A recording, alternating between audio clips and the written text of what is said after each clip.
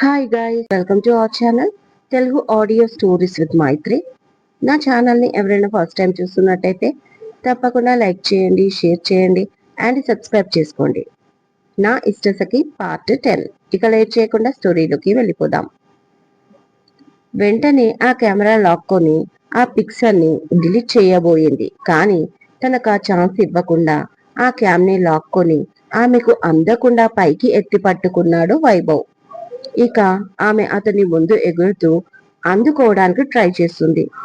Please Vaibhav, camera ఇవ్వు అంటుంది request గా.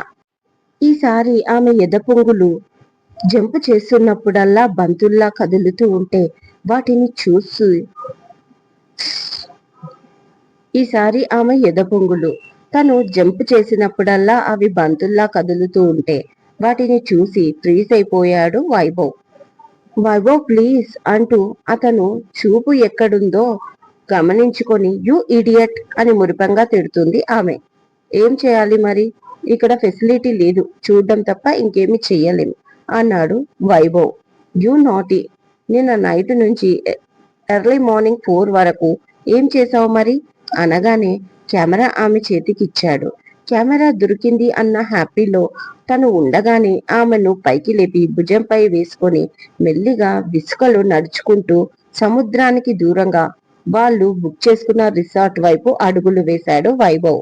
5 నిమిషాలలో వాళ్ళ రూమ్ కి చేరుకున్నారు. ఆ తర్వాత దాదాపు 2 అవర్స్ తను బెడ్ దిగలేదు, ఆమెను దిగనివ్వలేదు. ఫైనలీ వైట్ బెడ్షీట్ లో ఇద్దరు ఎద వరకు కప్పుకొని సీలింగ్ చూస్తూ రిలాక్స్ అయ్యారు. 5 నిమిషాలకి ఇదేమీ బాలేదు అంటుంది ఆమె. ఏంటది చూపించు అంటూ ఆమె వైపు తిరగగానే ఆమె కోపంగా చూసి, ఇక్కడికి వచ్చినప్పటి నుంచి ప్రొటెక్షన్ లేకుండా కలుస్తున్నాం, కాస్త కేర్ తీసుకోవాలి కదా అంటుంది ఫేస్ మార్చుకొని. ఇంకెందుకు బేబీ ప్రొటెక్షన్, ఎలాగో పెళ్లి చేసుకోబోతున్నాం కదా, అయినా నీకు నా మీద నమ్మకం లేదా అన్నాడు ఆమె హెయిర్ ని సరి చేస్తూ. నీకు ఎలా అర్థమవుతుంది? నీ మీద నమ్మకం లేకే నీతో వచ్చానా? అయినా నమ్మకానికి దీనికి ఏంటి సంబంధం? నువ్వు నీ పిచ్చి మాటలు, నేననేది ప్రెగ్నెన్సీ, అది నా భయం అంటుంది ఆమె భయంగా. ప్లీజ్ అంజలి, ఈ భయాలన్నీ వదిలేసే కదా ఇక్కడికి వచ్చాం, ఇప్పుడైనా హ్యాపీగా ఉండనివ్వు.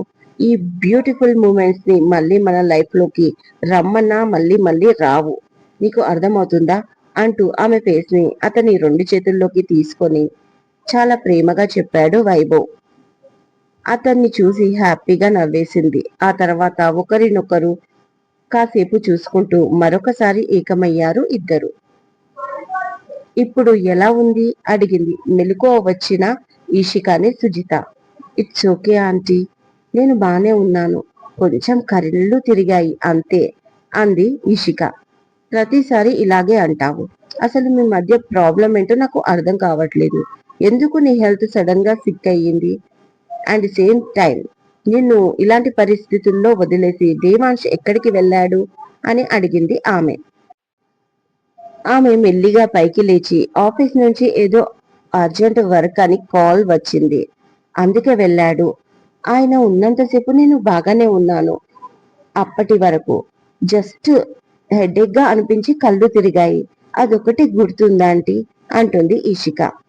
తను దేవాంశ్ పై ఎలాంటి కంప్లైంట్ చేయక, ఎందుకంటే దేవాంశే ఎంత డేంజర్ గా ఉన్నాడు అంటే అతని ఫ్యామిలీ గురించి ఇంకా ఆమెకు ఏమీ తెలియదు. ఇక్కడ ఎవరు ఎలాంటి వాళ్ళు, తను ఎలాంటి స్టెప్ తీసుకున్నా నెక్స్ట్ తన తమ్ముడికి డేంజర్ అవుతుంది అనేది ఆమె భయం. అందుకే చాలా ఆచితూచి వాళ్ళతో మాట్లాడుతుంది. ఒకవేళ దేవాంశ్ తనని ఇబ్బంది పెడుతున్నాడు అని వీళ్ళకి చెప్పినా వీళ్ళకు అర్థమవుతుందా? ఈ ఫ్యామిలీలో తను కొత్త, వస్తూనే అతనిపై కంప్లైంట్ ఇస్తే వాళ్ళు మాత్రం పాజిటివ్ గా తీసుకుంటారా? ఎంతైనా తమ సొంత మనిషినే నమ్ముతారు కదా. ఒకవేళ వాళ్ళు పాజిటివ్ గా తీసుకున్న మిస్టర్ మిత్తల్ తో తను గెలవలేదు, అది అర్థమైంది ఈషికాకి. ఒకవేళ ఇంట్లో వాళ్ళందరికీ జరిగిందంతా చెప్తే మళ్ళీ తన తమ్ముడికి ఏదైనా హాని చేస్తే మిస్టర్ మిత్తల్, అందుకే ఇలాంటి భయాలు ఎన్నో ఉన్నాయి ఇష్కాలో. అవే ఆలోచిస్తూ ఉండగా అప్పుడే లోపలికి వసుంధరాదేవి వచ్చింది. ఆమెతో పాటు కశ్మీరా కూడా వస్తుంది. మళ్ళీ ఏం జరిగింది మా అడిగింది. ఏం లేదమ్మమ్మగారు అంటుంది ఈషిక. ఆమె అలాగే తనని చూస్తూ, సుజిత, నువ్వు ఒకసారి డాక్టర్ కి కాల్ చేయి అంటుంది. వద్దమ్మమ్మగారు, ఇప్పుడు డాక్టర్ ఎందుకు, మార్నింగే కదా చూసి వెళ్ళాడు అంటుంది కంగారుగా ఈషిక. నువ్వు ఎందుకంత కంగారు పడుతున్నావు, నీ హెల్త్ కోసమే కదా డాక్టర్ని పిలిచేది అంటూ వసుంధరాదేవి, డాక్టర్ కి కాదు సుజిత, ముందు దేవాంశ్ కి కాల్ చేయి. అమ్మాయిని ఇలాంటి పరిస్థితుల్లో వదిలి అతను ఎందుకు ఆఫీస్కి వెళ్ళాడు అంటుంది. అబ్బా, ఇప్పుడే కదా కాస్త ఊపిరి పీల్చుకుంటున్నాను. నాకు కూడా నెక్స్ట్ ఏం స్టెప్ తీసుకోవాలో ఆలోచించడానికి టైం దొరికేది అతను లేనప్పుడే. మళ్ళీ అంతలోనే అతను వస్తే అతని బెదిరింపులకు నా బ్రెయిన్ కూడా సరిగ్గా పనిచేయదు. మళ్ళీ టార్చర్ స్టార్ట్ చేస్తాడు. అవసరమా ఇప్పుడు నాకు అని ఎటూ తేల్చుకోలేక మదన పడుతూ తల దించుకుంది ఈషిక. కాల్ కట్ చేశాడు అత్తయ్య గారు అంటుంది సుజిత దేవాంశ్ కి కాల్ చేసి. అంతలోనే ఎవరో తలుచుకున్నట్టున్నారు నన్ను అని బయటి నుంచి వినిపిస్తుంది. ఆ మాట విని డోర్ వైపు చూడగానే నవ్వుకుంటూ లోపలికి వస్తాడు దేవాంశ్. కర్మరా బాబు, మళ్ళీ వచ్చేశాడు రాక్షసుడు. ఇక టార్చర్ స్టార్ట్ అవుతుంది అనుకుంటుంది ఈషిక మనసులో. వసుంధరాదేవి మాత్రం సీరియస్ గా ఉండడంతో చూసి నవ్వుతూ, మళ్ళీ ఏమైంది, మీరు ఎందుకు కంగారు పడుతున్నారు అని ఇద్దరిని చూసి ఒక చూపు ఈషికాని చూస్తాడు. తన తల దించుకొని ఉంది. తన గురించి ఏదైనా చెప్పిందా అన్న డౌట్ వస్తుంది దేవాంశ్కి. ఎందుకంటే కొంచెం కోపంగా చూస్తూ కూర్చుంది వసుంధరాదేవి అతన్ని. డౌట్ లేదు, ఏదో చెప్పింది నా గురించి. కొంప తీసి ఇషిక అంజలి వీరు అన్న విషయం చెప్పిందా ఏంటి అని ఇబ్బంది పడుతూనే, ఈషు ఏమైందిరా, మళ్ళీ నీరసంగా కనిపిస్తున్నావు అంటూ ఆమె దగ్గరికి వచ్చి చుట్టూ చెయ్యి వేస్తాడు. దాంతో షాక్ అయిపోతుంది ఈషిక. ఇప్పటి వరకు అంటి ముట్టనట్టు ఉన్నాడు, ఇప్పుడేంటి ఓవర్ యాక్షన్ చేస్తున్నాడు అనుకుంటూ షాకింగ్ గా అతని వైపు చూస్తుంది. ఇద్దరి కళ్ళు కళ్ళు కలుసుకున్నాయి. కొన్ని క్షణాలు అలాగే ఉండిపోయారు వాళ్ళు. నిజంగా తన మీద నీకు, సారీ, నీ ఈషికాంజలి మీద నీకు అంత కేరు ఉంటే తనని ఇలాగే వదిలేసి వెళ్తావా అని అడిగింది వసుంధరాదేవి. అంటే చెప్పలేదన్నమాట అనుకున్నాడు ఆమె మాట విని. వెంటనే అయ్యో నానమ్మ అది కాదు అని దేవాంశ్ అంటూ ఉండగా, పేరుకు పెద్ద లవ్ చేశాను, ఆమె లేకపోతే నేను బతకలేను, ఆమె నాకు కావాలి అన్నాడు. ఇప్పుడేమో ఆ అమ్మాయి ఒంట్లో బాలేదు అన్నా కానీ వదిలేసి వెళ్ళిపోతున్నాడు. మొత్తం నీకు మీ బాబాయ్ బుద్ధులే వచ్చాయి అంటుంది సుజిత. దాంతో అయ్యో పిన్ని అది కాదు అనగానే, ఒకసారి తాళి కట్టాక ఎలాగో నిస్సొంతం అయిపోయింది అని ఇక పైన ఇంట్లోనే ఉంటుంది కాబట్టి నెగ్లెక్ట్ చేస్తున్నావా చిరుకోపంగా అడుగుతుంది వసుంధరాదేవి. మీరేంటి ఇలా మారిపోయారు ఒక్క రోజులో, ఇప్పటి వరకు ఏ రోజు కూడా మా నాన్నమ్మ పిన్ని నాకు వ్యతిరేకంగా మాట్లాడింది లేదు. అలాంటిది జస్ట్ నీ వల్ల ఇవాళ నన్ను వాళ్ళు తప్పుగా అనుకుంటున్నారు. అయినా నేను వెళ్ళేటప్పుడు తను బానే ఉంది నానమ్మ అనగానే, కాదు నాన్న, తను మళ్ళీ కళ్ళు తిరిగి పడిపోయింది. ఇప్పుడే తనకి జ్యూస్ తీసుకొని వచ్చి చూశాను కాబట్టి సరిపోయింది అంటుంది సుజిత. వాట్, మళ్ళీ మళ్ళీ ఎందుకు ఇలా కళ్ళు తిరిగిపోతున్నావు ఇషు నువ్వు అంటూ కాస్త దగ్గరికి వెళ్ళి, ఏంటి ఓవర్ యాక్షన్ చేస్తున్నావా మా వాళ్ళ ముందు సింపతి కోసం, నువ్వు ఎన్ని యాక్టింగ్లు చేసినా నీ రెక్కలు నేను కట్ చేస్తాను అంటూ చెవి దగ్గర గుసగుసగా అన్నాడు. అలా అనగానే అతని వంక ఆశ్చర్యంగా చూసింది ఈషిక. ఎందుకు ఇలా వీక్ అయిపోతున్నావు ఒక్క రోజులో, మై గాడ్, నేను ఇప్పుడే డాక్టర్ కి కాల్ చేస్తాను లేదా హాస్పిటల్ కి తీసుకెళ్దాం అని నాకు చాలా భయంగా ఉంది అంటూ ఫోన్ పట్టుకొని ఎవరికో కాల్ చేశాడు దేవాంశ్.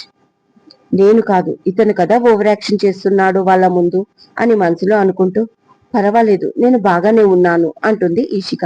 నో ఇష్యూ, మనం వెంటనే హాస్పిటల్ కి వెళ్దాం, నేను నీ హెల్త్ విషయంలో అస్సలు ఛాన్స్ తీసుకోలేను అంటూ తెగ ఓవర్ యాక్షన్ చేస్తున్నాడు దేవాంశ్. ఆ మాటలకి అత్త కోడళ్ళు ఇద్దరూ హ్యాపీగా నవ్వుకుంటారు. ఏంటి, నన్ను చూస్తే మీకు కామెడీగా ఉందా అంటాడు దేవాంశ్ ఫోన్ కాల్ కట్ చేసి. కాదు నాన్న, నీ భార్య మీద నీ ప్రేమని చూస్తే మాకు చాలా హ్యాపీగా ఉంది. ఇదే ప్రేమని తనకి పంచుతూ టైం టు టైం తను ఫుడ్ తినేలా చూసుకో. ఇక తనకి ఎలాంటి వీక్నెస్ ఉండదు.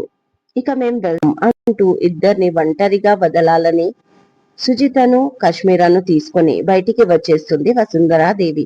బయటికొచ్చాక నాకు ఇప్పుడు ఎలాంటి డౌట్స్ లేవు, వాడు హ్యాపీగా ఉన్నాడు అమ్మాయితో అంటుంది నవ్వుతూ వసుంధరాదేవి. నాకు అలాగే అనిపిస్తుంది అత్తయ్య, 4 రోజులు పోతే వాళ్ళే సర్దుకుంటారు పదండి అంటూ కిందికి తీసుకెళ్తుంది. వాళ్ళు వెళ్లిపోగానే వెంటనే వెనక్కి తిరిగిన దేవాంశ్ కోపంగా తనని ఒక చూపు చూస్తాడు. ఇక ఈసారి ఇషిక అస్సలు భయపడలేదు. అతన్ని ఎదుర్కోవడానికి రెడీ అయిపోయింది. మంచి మత్తులో పడుకున్న వాళ్ళని డిస్టర్బ్ చేస్తూ ఫోన్ మోగింది. బద్ధకంగా బొల్లు విడుచుకుంటూ కళ్ళు తెరవకుండానే పక్కనే ఉన్న ఫోన్ తీసుకొని లిఫ్ట్ చేసి చౌకి పెట్టుకుంది. అక్కడ వాయిస్ విని వెంటనే కళ్ళు తెరిచి, వాట్ హ్యాపెన్ కరిష్మా, ఎందుకు కంగారు పడుతున్నావు అడిగింది అంజలి. ఇప్పుడు ఎక్కడున్నారు మీరు అడిగింది డౌట్ఫుల్ గా మరొకసారి తను. అలా అడిగేసరికి టెన్షన్ వచ్చేసిన అంజలి, మేము సేఫ్ గానే రీచ్ అయ్యాం, ప్రస్తుతం నికోబార్ లోని ఒక హైలైన్ లో ఉన్నాం అనగానే, ఇష్ అదంతా చెప్పకు, కేవలం నేను అడిగిన దానికి మాత్రమే సమాధానం చెప్పు, నీతో పాటు వైభవ్ ఉన్నాడా అని అడిగింది చాలా సీరియస్ గా కరిష్మా. ఆ ఉన్నాడు అంది అంజలి ఆశ్చర్యంగా. అయితే ఒకసారి మాట్లాడించు అంది. ఇంకా నమ్మకం కుదరడం లేదు ఆమెకి. అసలు ఏం జరిగింది, నువ్వు చాలా కంగారు పడుతున్నావు, మా గురించి ఏమైనా తెలిసిందా, ఆ దేవాంశు మనుషులు మమ్మల్ని వెంటాడుతున్నారా, ఇప్పుడు ఇక్కడి నుంచి ఎక్కడికి పారిపోవాలి మేము అడిగింది భయపడుతూ అంజలి.